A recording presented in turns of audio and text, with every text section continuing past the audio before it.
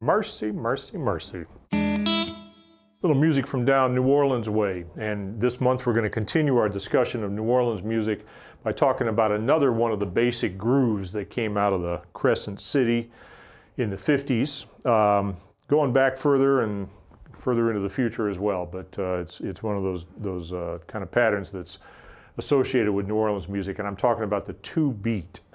Now the two-beat is a rhythm that's common probably across most of the cultures of mankind because it's really essentially a musical version of how we walk. You go left, right, left, right, left, right, and you put some music to that and you come up with boom, chick, boom, chick, boom, chick, boom, chick, right? So in Europe, you could trace it back to popular dances, the tarantella, the polka, the jig, you know. In military terms, that's what soldiers do all day is walk around, and they're trained to march, you know, left, right, left, right, left. So military marches have that quality.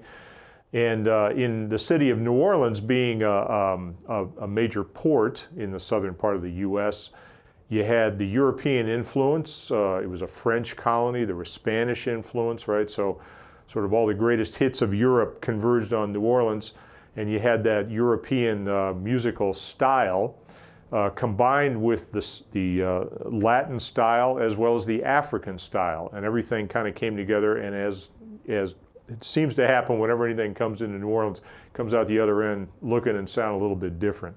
So that's what happened with the two beat. So one of the first things you notice when you listen to New Orleans rhythm and blues of the 50s is that when they do a two beat, they do it a little bit different. And one of the factors that you hear right off the bat is that almost always, instead of playing just boom, chick, boom, chick, boom, chick, boom, chick, right off the bat, they double up on the booms or the bass pattern. Now in a typical sort of a boom chick pattern like that, you're playing the root of the chord and then the fifth of the chord. And that's what we identify, that's what makes it sound like a two beat, you know, in all those different styles. So root, fifth, root, fifth. Now in New Orleans you tend to hear this.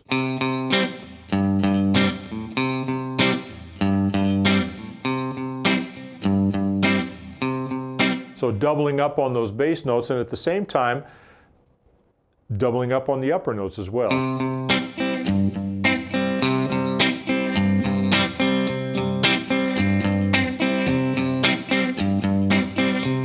Now that sort of feel can be played with a straight eighth note feel, 1 and 2 and 3 and 4, or it can be shuffled, 1 and 2 and 3 and 4. And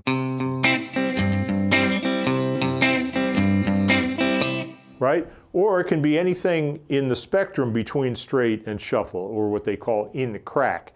It's not one, it's not other, or some instruments are playing one, some are playing others. It varies over the course of the tune. It's a very flexible kind of feel, and that's one of the hallmarks of New Orleans music, is this kind of relaxation and flexibility where the time seems to kind of float a little bit. So let's mess around with that rhythm against a sort of a typical New Orleans rhythm track with that sort of feel. The drums are lifted off a New Orleans record, in fact, and we're going to play a bass pattern against it and play that two beat. Now, in the guitar, you've got a couple of options. One is to play that pattern, doubling the bass, and then hitting those backbeats against it with the drums. Or you can also play something that's a little funkier on the high strings, which would be like this. 2, 3, 4, 1.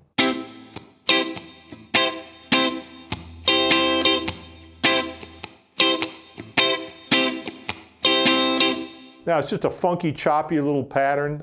It can be varied in any number of different ways, but that's a style that's typical of the sorts of rhythm guitar parts that you would hear on Fats Domino records with this sort of feel. All right, let's put it together with the rhythm section and see how it feels.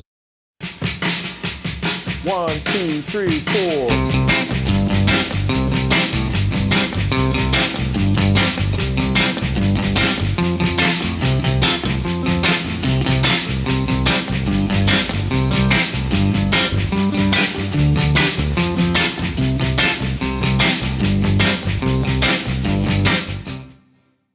Now I'm going to do that same pattern again, but instead of playing the roots and the fifths and so forth, I'm going to play that little funky pattern up on the high strings and see how that sounds.